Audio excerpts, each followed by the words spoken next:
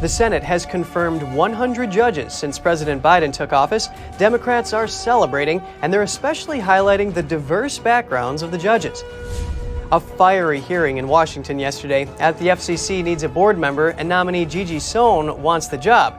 But Senate Republicans say not so fast. How will Republican presidential candidates win over voters in next year's primary? Apparently by pushing back against critical race theory and gender ideology. That's what a new poll says. We hear from the pollster. Concerns rise in Ohio in the wake of the train derailment. Is the air and water safe? Authorities say toxic chemicals have entered the Ohio River.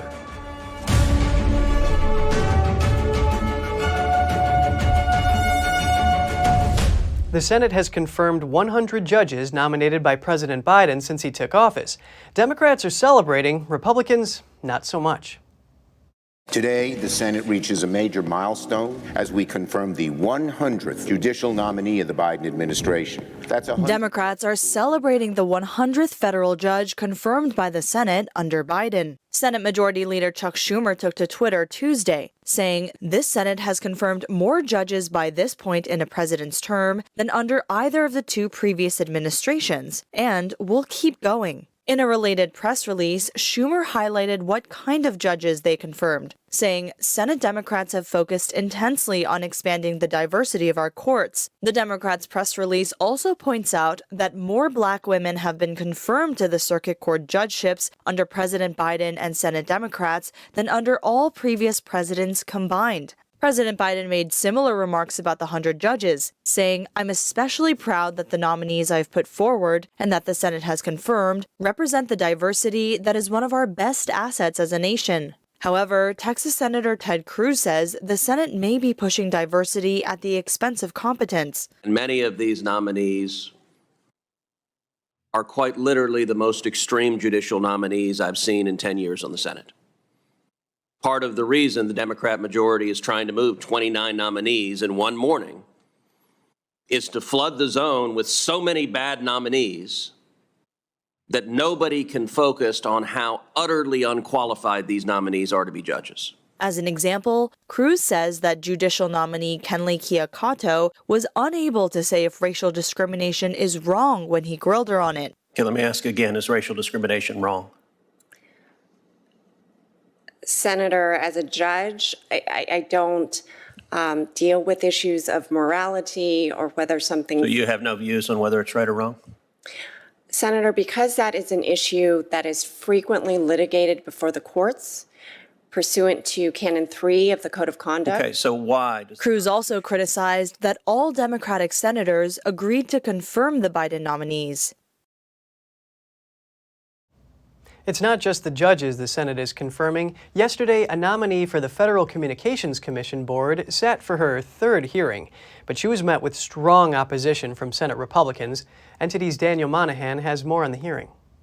Good morning, Ranking Member Cruz and members of the committee. President Joe Biden nominated Gigi Sohn in October 2022 to fill a vacant seat on the 5-member FCC board. Sohn is an attorney who previously served as counselor to former FCC Chairman Tom Wheeler. Senator Ted Cruz says a basic requirement for public officials is trustworthiness. Cruz says Sohn has failed on that front. The issue is her tenure on the board of a company that was sued by multiple TV networks for copyright infringement. A settlement was reached around when Sohn was nominated for the FCC position. Cruz called the settlement a sweetheart deal and questioned the timing. Cruz also claimed Sohn made political contributions to at least 12 senators who were set to vote on her confirmation. Republicans brought up social media posts Sohn shared or wrote criticizing police, members of the Senate, and conservative media outlets.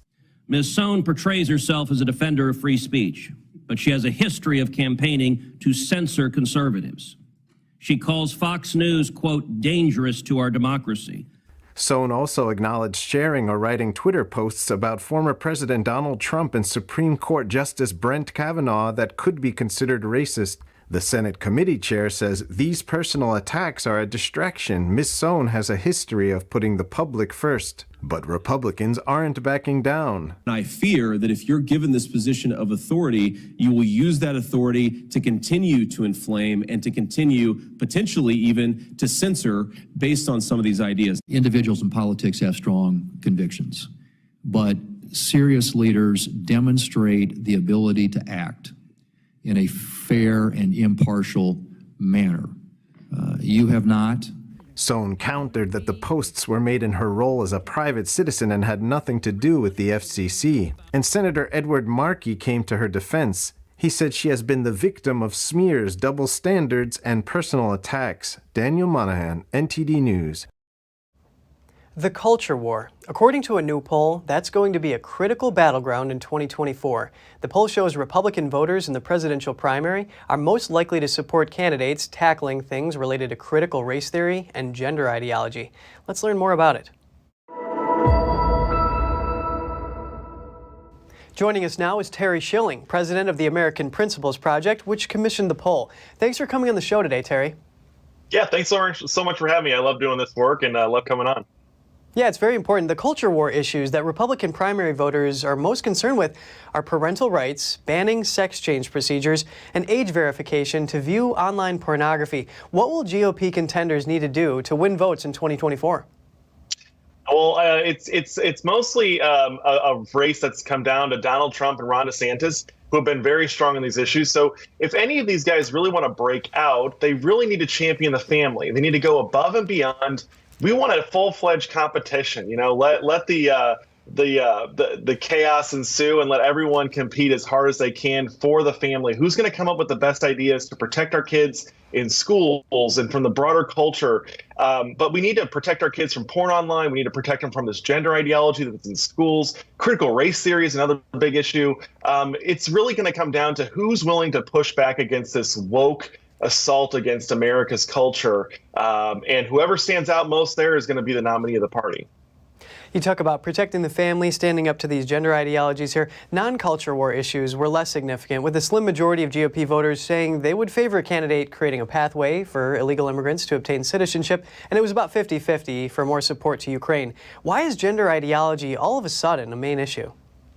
I think it's because, well, for two reasons. Gender ideology has exploded in recent years. It's on the front page of every newspaper. It's on the nightly news every night. People feel inundated and attacked nonstop. But also, it's a major threat. I think that Americans, and primarily conservative Americans, understand the threat that gender ideology poses, right? And they understand the lie that it's built on. We all know that we cannot change our sex. It's a consumer fraud to claim that you can give someone a surgery or a procedure that can make them change their sex. It's just not true. And people inherently and instinctively know that this will destroy America and it will destroy society if we allow it to go any further. Now, the GOP has traditionally been concerned with less government spending, lower taxes, a stronger military. And when we look at foreign affairs, there's hostile regimes across the world. But here we have an issue kind of eroding America from within. So can you compare the two threats and how these candidates are going to go after them? Yeah, so how I would break the Republican Party down in terms of not our voters, but in terms of our candidates is it's about a third. A third of the Republican Party candidates understand the importance and the politics and the political opportunity that these culture war issues present to us. Another third don't understand the importance of it. They think that it'll just go away and that there's nothing that needs to get done. But then another third fundamentally misunderstands the political opportunities presented with this. And they actually think that addressing these culture war issues will hurt them in the election. The problem is that these fiscal issues in Ukraine and all of that, people don't want more wars. People don't want, to balance the budget in a time of such uncertainty as we are in now. They're much more concerned about the immediate and direct threats that are facing them, their children, their families. Well, thanks for breaking this down for us. And the poll found that Governor DeSantis, who hasn't announced a bid, leads former President Trump 53 to 38% in the primary. Both of them have been prominent leaders in these cultural issues. Do you think DeSantis' abolishing diversity, equity, and inclusion departments in his state has contributed to his popularity among this group?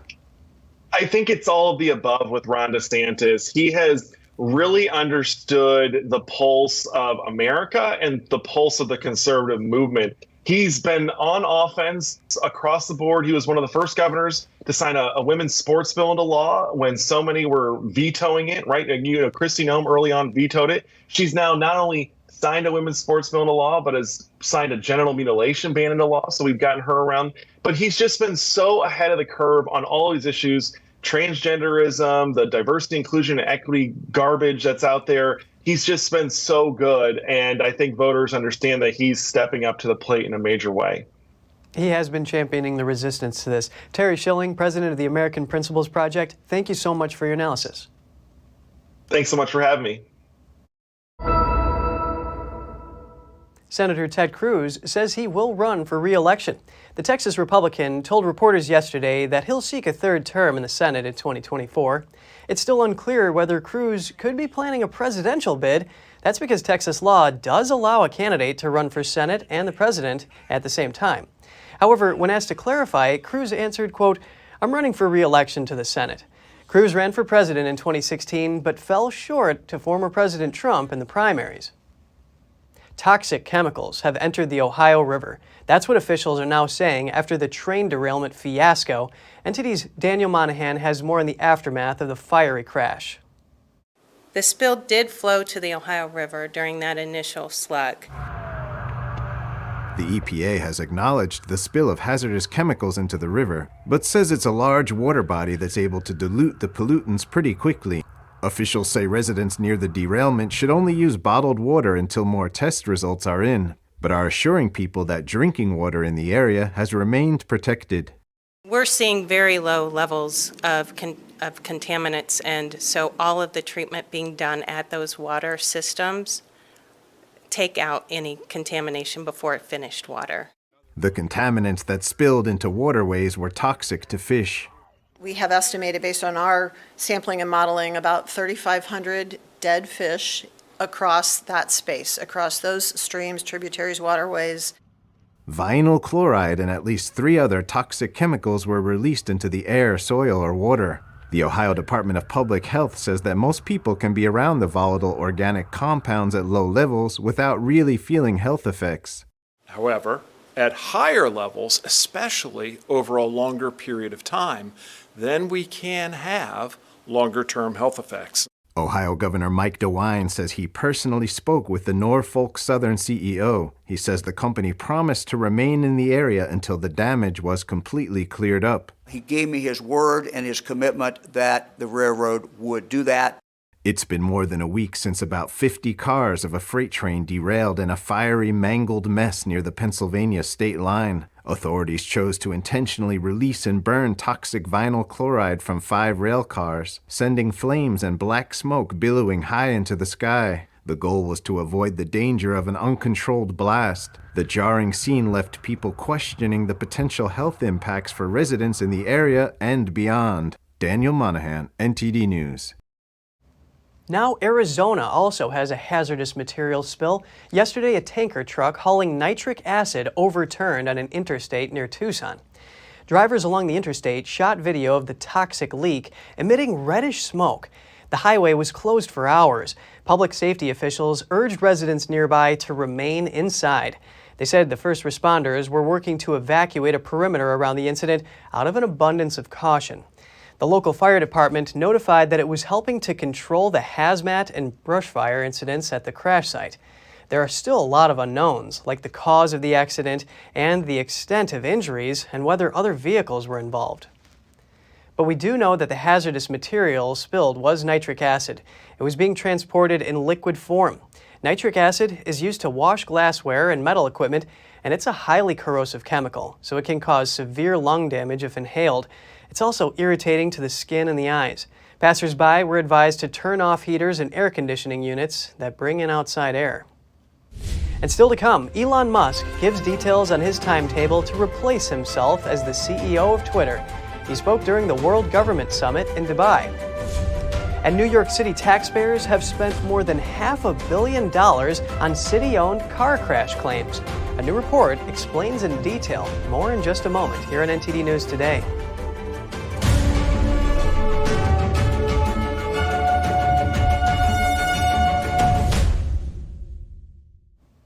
Senator Josh Hawley introduced 2 bills aimed at big tech yesterday. His goal is to protect kids online and prevent harm from social media companies. The Mature Act would enforce a minimum age requirement of 16 for all users on social media platforms, while the other bill is called the Federal Social Media Research Act. It would commission a government report on the harm of social media for kids. Senator Hawley says children suffer every day from the effects of social media. He says big tech companies, at best, are neglecting children's health and monetizing their personal information, and at worst, being complicit in their exploitation and manipulation. The kids' ability to figure out how to set what's on this phone. My 10-year-old knows more about this phone than I know about it already. What's going to be like in another 4 years or 5 or 6 years like your son, Ms. Bride? So I just say, as a parent, it would put me much more in the driver's seat if the law was you couldn't have a phone. I'm sorry, you couldn't get on social media till 16. In related news, a CDC survey on Monday found increasing mental health challenges among teens. The agency declared a national youth mental health crisis. 42% of high school students reported experiencing persistent sadness and hopelessness in 2021. Researchers say social media is a contributing factor. Twitter chief Elon Musk is discussing plans for a new CEO. He says that towards the end of 2023 would be good timing to find someone else to run Twitter. That's when he expects the social media platform to be stable. I think I need to stabilize the organization and just make sure it's in a financially healthy place, and that the product roadmap is clearly laid out. So I don't know, I'm guessing probably towards the end of this year would be good timing to find someone else to run the company. Musk was speaking virtually at the World Government Summit in Dubai. He took over as the head of Twitter in October after buying Twitter for $44 billion. On December 21st, Musk said on Twitter that he would resign as its chief executive as soon as he finds someone foolish enough to take the job. He added that he would just run the software and servers teams. Musk ran a poll on social media platform days earlier on whether he should step down as Twitter CEO. A majority of respondents said he should. Twitter is listed on ranking website SimilarWeb as the second most popular social media platform after Facebook. Microsoft is working on issues with its revamped version of Bing. A report from an AI researcher highlighted factual errors in last week's demo. The demo was supposed to show off how features from the company behind ChatGPT could enhance the search engine. It included pros and cons for products, trip itinerary help, and comparisons of corporate earnings. The researcher says it failed to differentiate between types of vacuums during the product portion. He says it even seemed to make up information about some items. In the vacation part, it missed or apparently fabricated information about bars in Mexico City. It also gave inaccurate financial information about Gap and Lululemon. Microsoft says it's collecting user feedback in order to improve the new Bing. Not to be left out, Google demoed a similar AI tool, which also made mistakes. A federal judge is ordering Sam Bankman-Fried back to court this Thursday after learning he used a virtual private network to access the internet. Judge Lewis Kaplan says he wants to hear about the 2 times FTX founder used a VPN in the past month. Defense attorneys say he just wanted to get into his international NFL subscription, but prosecutors say VPNs can help users access international cryptocurrency exchanges that block American IP addresses. Judge Kaplan says Bankman-Fried even used a VPN after the judge expressed concern about his use of encrypted texting apps that also delete messages.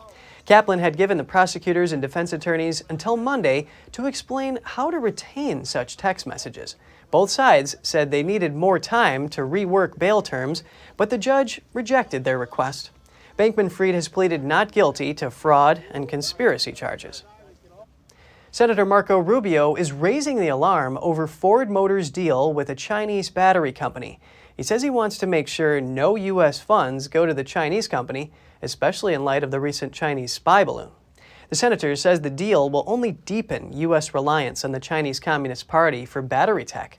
Rubio also says he thinks it's likely designed to make the factory eligible for Inflation Reduction Act tax credits. Ford, on the other hand, argues that the new plant would create 2,500 jobs and begin producing cheaper and faster recharging EV batteries in 2026. It says it would own and control the facility with no foreign investment or U.S. tax dollars going to the Chinese company. Rubio is calling for an immediate committee review of the licensing agreement between Ford and the company CATL. In New York City, car crash claims involving city-owned vehicles are a huge expense. A report says these settlements have cost taxpayers more than $500 million in the last decade. Between 2012 and 2021, New York City taxpayers paid more than $500 million in civil settlements for car accidents involving city-owned vehicles. That's according to a report from the Office of New York City Comptroller Brad Lander. Of these over 4,000 crashes, claims against the NYPD made up the majority, accounting for about 38%. Lander called the city's vehicle collisions a serious public safety concern, adding when a New Yorker is hit and harmed by a squad car or a garbage truck, it's New York City taxpayers who have to settle the bill. One notable trend is that while the number of claims against municipal vehicles is falling, the amount of compensation continues to soar. This thanks to the growth in fatal and serious injury crashes. According to the National Highway Traffic Safety Administration, in 2020, traffic deaths nationwide jumped more than 18% to over 20,000. New York City observed the same surge. Traffic fatalities in the past 2 years were up 20% from 2019, the year before the pandemic hit. As a response, officials are working to improve road safety across the city.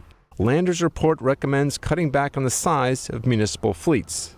It also calls for the use of smaller vehicles to lower the severity of crashes. The report further urges municipal agency drivers to take responsibility for their driving. Turning to the Michigan University shooter, the suspect, who killed 3 and injured 5 others at Michigan State University on Monday, had a previous gun charge. Anthony McRae was charged in June 2019 with a felony for carrying a concealed handgun without a permit. But those charges were dismissed by District Attorney Carol Seaman. Her office allowed the suspect to plead guilty to a lesser misdemeanor gun charge. He served a little more than a year on probation, although he initially faced up to 5 years in prison for the felony charge. Seaman left the DA's office at the beginning of the year. She was facing backlash from judges and police for what they felt were her soft-on-crime policies. Seaman started an official policy at her DA's office to drop mandatory prison sentences for felony firearms charges. She said automatic sentencing resulted in dramatic racial inequity and added that such a policy was not at all linked to the goal of keeping the public safe. A Wisconsin murder suspect violently attacked her attorney in court yesterday. 25-year-old Taylor Chabanez is accused of killing her lover last year and putting his severed head in a bucket. She's pleading insanity. Her attorney, Quinn Jolly, had just convinced the judge to change her trial date when she unexpectedly attacked him. A security deputy wrestled her to the ground. The judge postponed the trial date to May 15th, but didn't rule on the defense attorney's motion to be removed from the case after the attack. Separate from the insanity defense, the court must decide if Chabanez is even competent to stand trial. She continues to be held on a $2 million bond. Police in Washington, D.C. are advising residents to take caution following a string of robberies targeting people wearing Canada Goose jackets. Winter coats from the popular brand are valued from $550 to over $1,800. Police say at least 5 robberies have been reported since the start of the year. People are asked to see if their coats are held at gunpoint, but to get a good description of the robber and call 911. Some of the robberies have occurred in broad daylight on busy streets. In one case, District of Columbia police sought help via Twitter to identify 2 men who stole Canada Goose jackets from a couple walking with their son. According to NBC Washington, the men approached the couple in the middle of the afternoon. 4 dead whales have washed into the Virginia coast. Authorities are now investigating. The National Oceanic and Atmospheric Organization said that 20-year-old male North Atlantic right male. They're considered one of the world's most endangered large white whale species. Likely fewer than 350 remain in the wild. The other whales were humpbacks. One found on February 7th showed no obvious signs of recent entanglement or interactions with ships. Another was dead for several days before washing ashore. Along the New York and New Jersey coast, nearly a dozen whales have been found dead since early December. And just ahead, a radio host was beaten to death in a Chinese prison, all because of his faith. His close friend posted a graphic video of his corpse that went viral on Twitter. And the Chinese regime is accused of meddling in Canada's federal election. They allegedly targeted a member of parliament with disinformation campaigns. We'll have the details soon when we return.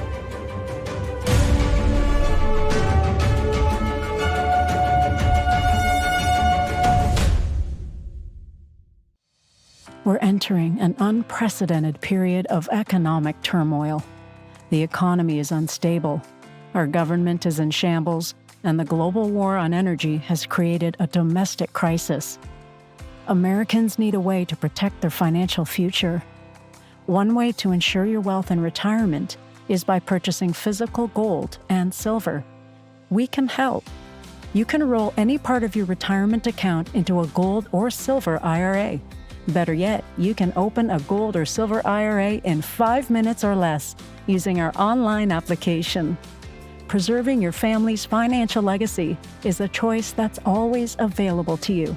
And when you're ready, we're here to help. Call us and speak to one of our IRA professionals. Let's build your financial legacy together.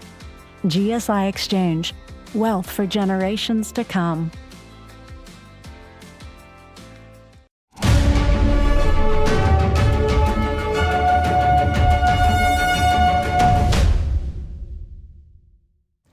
Welcome back. In China, a 30-year-old Sichuan radio host was beaten to death in a local prison because of his faith. But before we go into this, please be aware that the footage we're about to show you might be disturbing. Peng Shuin, host of Sichuan People's Radio, is a Falun Gong practitioner. He was involved in different media hosting and reporting. Peng was arbitrarily arrested by Chinese authorities on his way to work because of his faith. He was detained in July 2020 and died in December. His close friend filmed a graphic video of his corpse and posted it online after his family agreed to release the video. This video then went viral. Chinese authorities claim Peng died from hypothyroidism during his detention, but the video shows wounds all over his body. Peng's friend told the Chinese Epoch Times that Peng was definitely assaulted in prison. Peng's family and friends say he was in good health before his detention. The injuries on his body appear to be electric baton marks, bruises, and binding marks, indicating that he was tortured in custody. Just after his death, the family hired a forensic doctor who was prevented from entering the mortuary. The Chinese regime then required the family to cremate the body within 10 days. In the tweet, Peng's friend says, "He was a very sunny and handsome young man. He was the purest and kindest person I knew. The reason for his arrest was that Peng and his family practice Falun Gong. Although I don't practice Falun Gong, this is by no means a reason for the CCP to kill him." Falun Gong is an ancient self-cultivation method that originated in China. It's based on the principles of truthfulness, compassion, and forbearance. The practice has spread to over 70 countries worldwide, but China banned it when it gained popularity back in 1999. Peng's case is only one of thousands being silenced. The website minghui.org collects accounts of persecution and arrests of practitioners in China. It reported over 100 Falun Gong practitioners were sentenced in January this year. Mass-produced propaganda from Beijing with limited human effort required. A research firm has identified a series of deepfake video clips featuring AI-generated newscasters, all of them broadcasting messages that align with the Chinese Communist Party or CCP. Here are the details. On first glance, these look like news anchors, but they are not real people. They're deepfake avatars made with artificial intelligence. It's unclear who is behind this, but last year, pro-CCP bot accounts sent them out over Twitter and Facebook. But this is the first time we've seen footage of an entirely fictitious fake person used in a politically motivated influence operation. This particular set of videos was promoted by an operation that we call Spamouflage, which we've been tracking since at least 2019. And routinely amplifies narratives that align with Beijing's strategic interests. The research from Graphica issued a report on this broader campaign. It says in part, quote, "More videos portrayed the U.S. in a negative light than focused on any other theme. These fake news anchors were made with technology from British AI company Synthesia. This technology is spreading rapidly around the world. China's state media has even created a whole team of AI news anchors. The proliferation of deepfake videos makes it dramatically harder to combat disinformation." The Chinese regime's alleged interference in foreign elections is back into the spotlight. In Canada, a former diplomat says China's disinformation campaign has cost a member of parliament. Here's the story. Canada's House of Commons heard a round of allegations accusing Beijing of meddling in the country's 2021 federal election. In September of that year, then popular Conservative Member of Parliament Kenny Chiu lost his seat, but he might still be in office if it weren't for a Beijing disinformation campaign. That's according to former ambassador to China, Charles Burton. He testified at the hearing before Canadian Congress last week.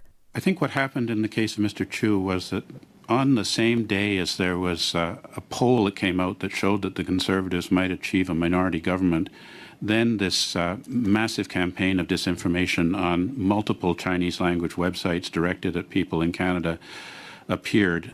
What made Chiu a thorn in the side of the Chinese Communist Party, or CCP?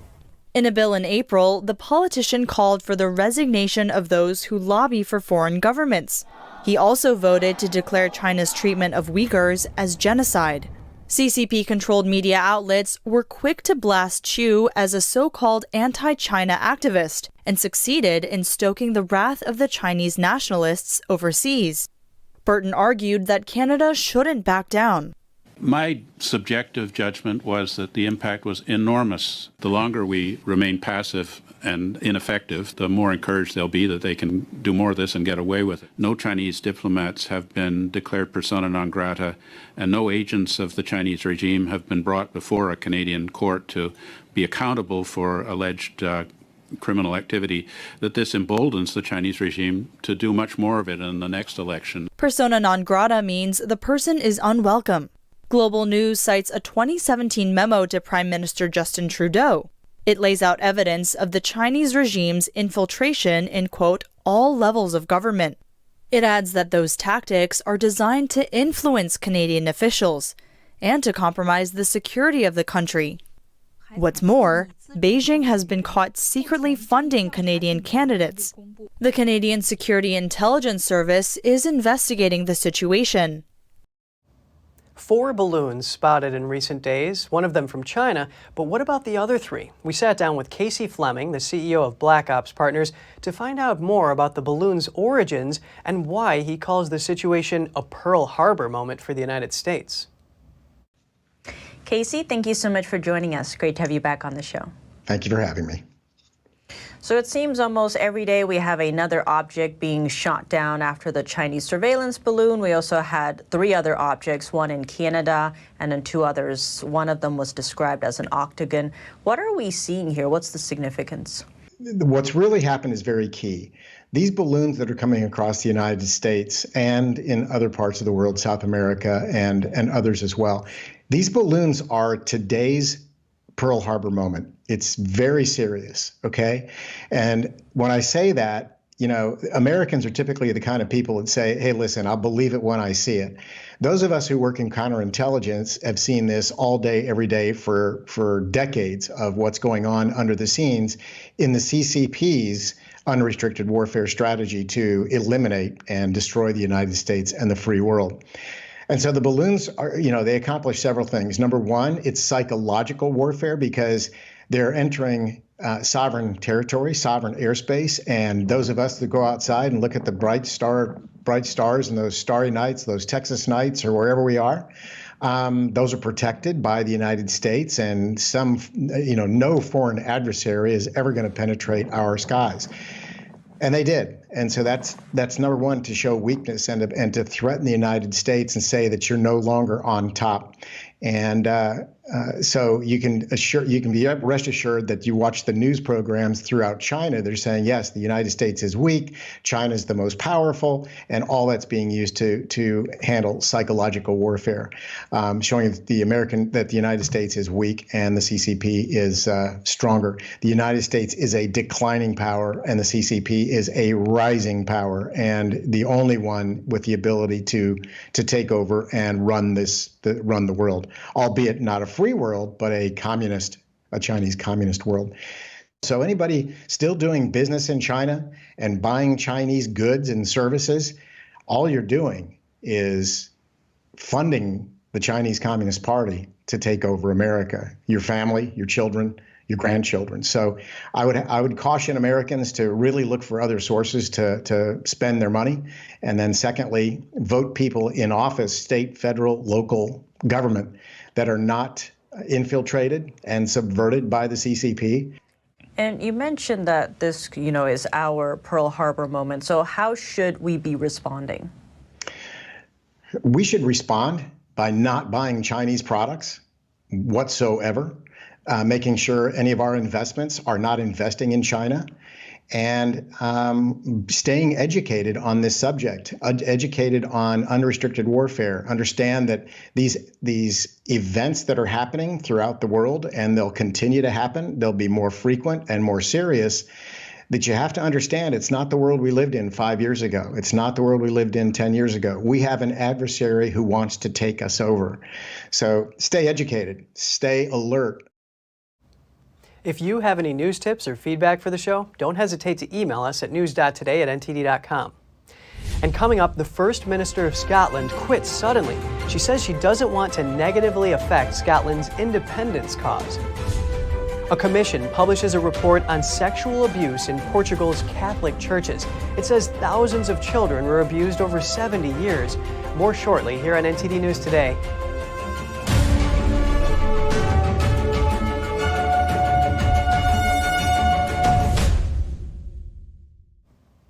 U.S. fighter jets intercepted 4 Russian military aircraft that entered Alaska's Air Defense Identification Zone this Monday. The North American Aerospace Defense Command, also called NORAD, oversees North American airspace and its defense. The organization responded to the incursion with 2 F-16 fighter jets, 2 F-35 fighter jets, and 3 other supporting aircraft. The NORAD forces successfully intercepted the Russian bombers and fighters. Alaska's Air Defense Identification Zone is not part of U.S. airspace, but is the zone immediately surrounding it.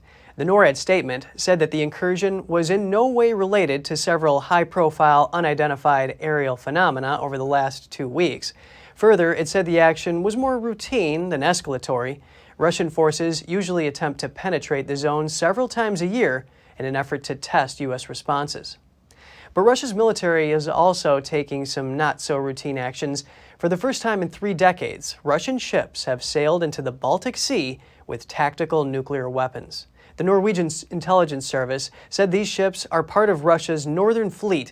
The report notes these weapons pose a serious threat to NATO in several scenarios. The ongoing tensions between Russia and the West could further heighten that threat, meaning a local conflict could evolve into a broader war. A U.S.-backed report published yesterday says Russia has held at least 6,000 Ukrainian children. It says the primary purpose appears to be political re-education. In many cases, Russia purported to temporarily evacuate children in Ukraine under the guise of a free summer camp, only to later refuse to return the children and to cut off all contact with their families. Such actions obviously will have serious long-term implications on these children's development. Putin seeks to rob Ukraine of its future by taking its children. Russia's system of forced relocation, re-education, and adoption of Ukraine's children is a key element of the Kremlin's systematic efforts to deny and suppress Ukraine's identity, its history, and its culture. The report says Yale University researchers had identified at least 43 camps and other facilities where Ukrainian children have been held. It says they are part of a large-scale systematic network operated by Moscow since the war began in February 2022. The network of facilities is reportedly vast. It spans from Russia-occupied Crimea across Russia itself, from the Black Sea region to the Far East. The children included those with parents or clear family guardianship. They also included children that Russia deemed orphans and others who were in the care of Ukrainian state institutions before the invasion. A security guard in the British Embassy in Berlin spied for Russia. He appeared in court yesterday, and he's disgusted and ashamed for what he did. The guard collected highly sensitive information and passed some of it on to the Russian state. David Smith said he started collecting confidential information during a dispute with colleagues and while suffering from depression. He was arrested in 2021, a day after meeting an MI5 officer posing as a member of Russia's military intelligence service. Smith pleaded guilty in November to 8 offenses under the Official Secrets Act. And turning to Scotland, the First Minister is stepping down. Nicola Sturgeon said her dominance over her party and the country is no longer the asset it once was in the fight for an independent Scotland. Since my very first moments in the job, I have believed that part of serving well would be to know, almost instinctively, when the time is right to make way for someone else. And when that time came, to have the courage to do so, even if to many across the country and in my party it might feel too soon.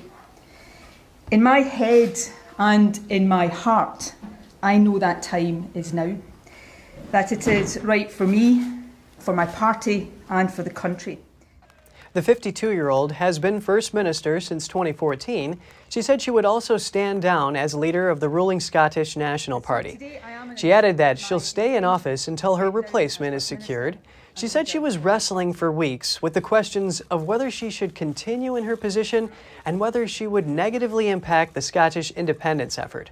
Sturgeon became a party leader after a 2014 independence referendum when Scotland voted 55% to 45% to remain part of the United Kingdom. In recent months, she has been outmaneuvered by UK Prime Minister Rishi Sunak over attempts to hold a second referendum. Over to the UK, the opposition Labour Party is accusing the government of overseeing a lavish spending culture.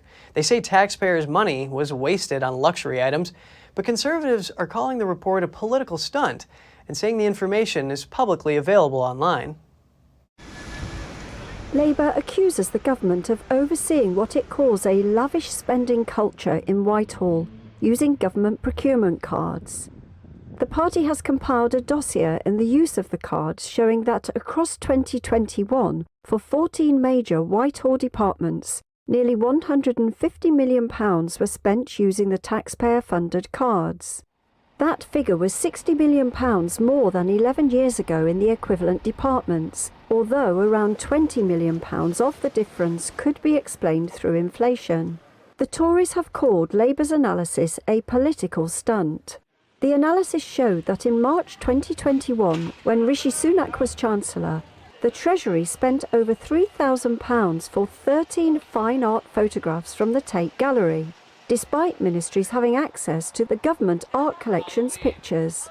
Transport Minister Richard Holden suggested Sunak was unlikely to have personally approved the Treasury spending. He accused Labour of wasting civil servants' time on information already in the public domain. Every month, all of these data is published transparently on the government's website. But look, I can't justify, I'm not going to attempt to justify every individual piece of government spending on these cards. The report also shows that several departments appear to be using the cards to exhaust their budgets at the end of each financial year. For example, the Department of Health and Social Care in March 2021 spent almost £60,000 on items of stationery. That's compared with less than £1,500 in the whole of the rest of the year combined. Thousands of air travel passengers in Europe were stranded today. That's apparently due to an IT failure at the German airline Lufthansa. Lufthansa blamed the system failure on underground construction. Workers seem to have cut several fiber optic cables at a railway station in Frankfurt. The airline says repairs will take until later today. Lufthansa also owns Swiss, Austrian Airlines, Brussels Airlines, and Eurowings. These airlines canceled over 100 flights at the Frankfurt airport after today's system failure. It sounds familiar after airlines in the U.S. canceled over 1,000 flights last month after the breakdown of a key government computer system. In Portugal, a commission investigating the sexual abuse of children by members of the Portuguese Catholic Church has published a report. They said that at least 4,800 children were victimized over the past 70 years. Panel members called the findings only the tip of the iceberg.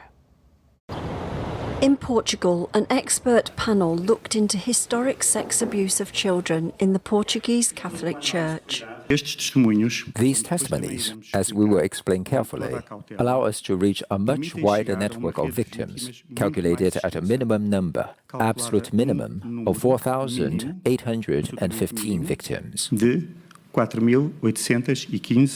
He called the number just the tip of the iceberg. The committee, set up by Portuguese bishops just over a year ago, probed alleged cases from 1950 onward. Vatican official Hans Zoller said the Church needs to be ready for more victims to come forward. Continue to listen to victims, because this will not be the end of it. We have now a certain number of those who have been listened to, who have answered the questionnaire, but this is not the end. The head of the Bishops' Conference apologised for the Church having failed to grasp the scale of the problem. It is an open wound that hurts and shames us. We ask forgiveness from all the victims, those who courageously gave their testimony, who were in silence for so many years. Senior Portuguese church officials had previously claimed that only a handful of cases had occurred.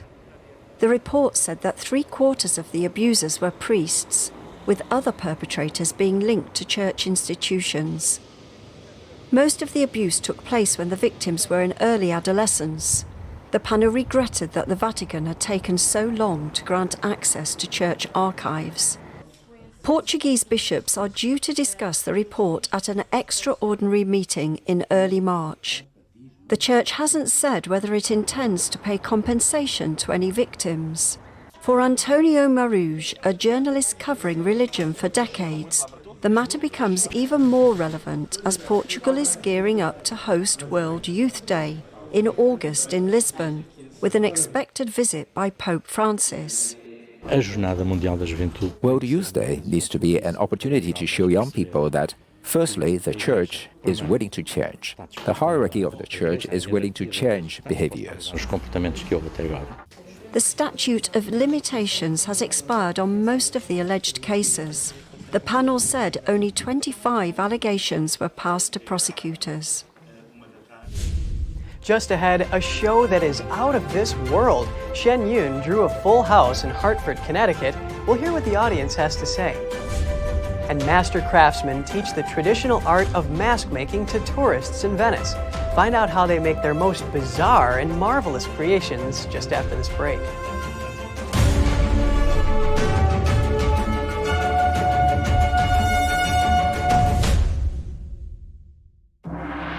Shen Yun brings 5,000 years of culture to the world stage. I'm incredibly inspired after coming tonight. The dancers, the musicians, singers, everybody involved. It's amazing. It's just a pure joy to watch. And I'm walking away from this very impressed, and I'll see this again. If I could tell my friends anything, is to come. We'll come back. Get yourself a ticket. Don't miss it. Go and see it for sure. Coming to Lincoln Center, April 6th to the 16th. Shenyun.com. The Fixture Pioneer, CGM. Professional AI intelligent fixtures. All-round integration of 4 systems. High precision, high durability, high quality. 2-micrometer repetition accuracy. More than 80 patent certificates. ISO 9001 approved. Precision clamping to meet your every need. CGM has it all. Pride of Taiwan, CGM.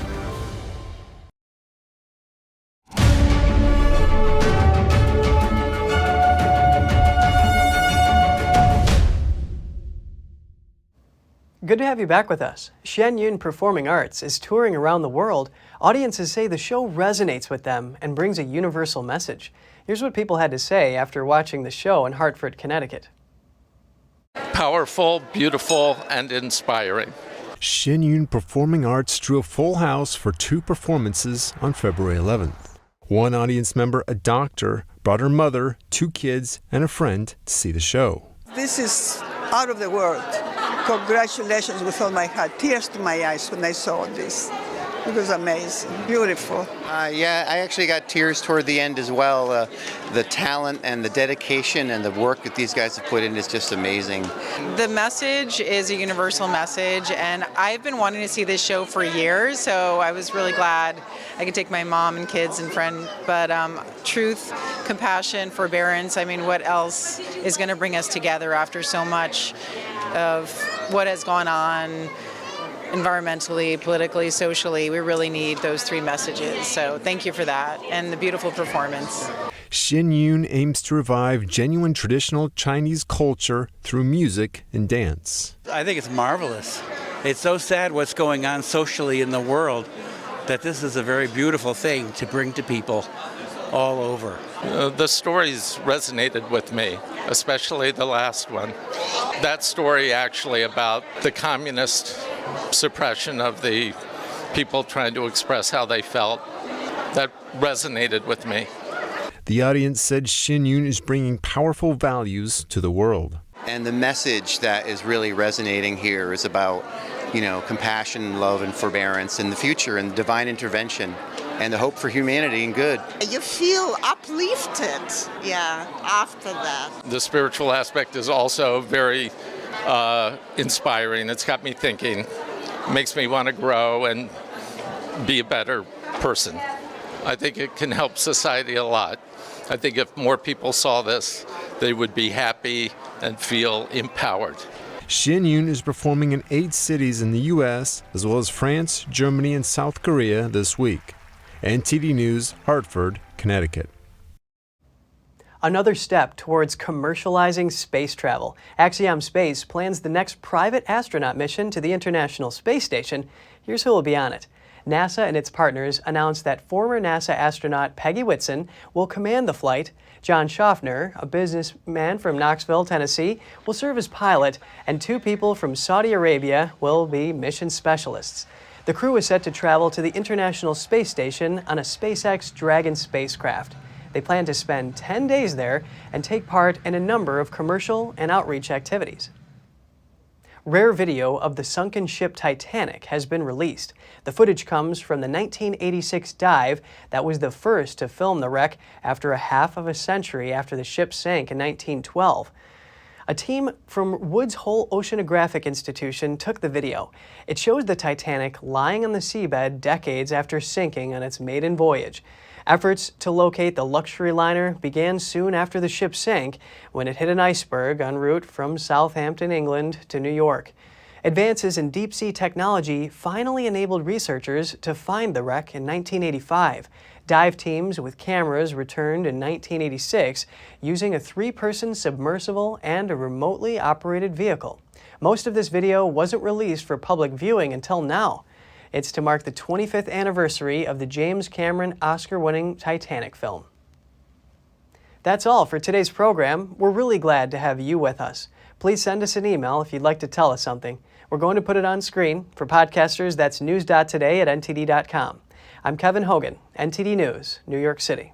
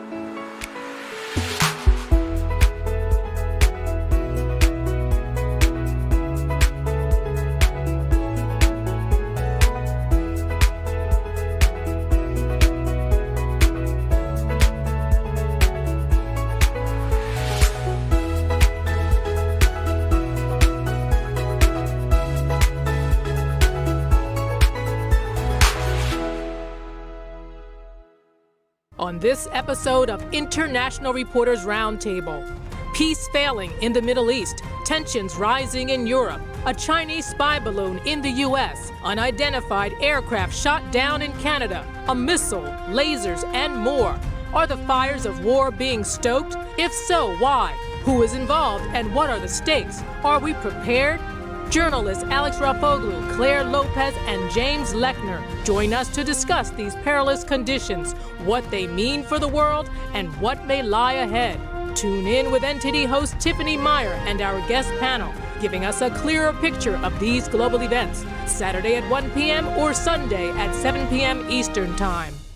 Thanks for watching us on YouTube. Did you know YouTube only keeps selective videos on its platform? So if you want to make sure you get the full picture, just subscribe to our newsletter. Go to newsletter.ntd.com and sign up. It's free.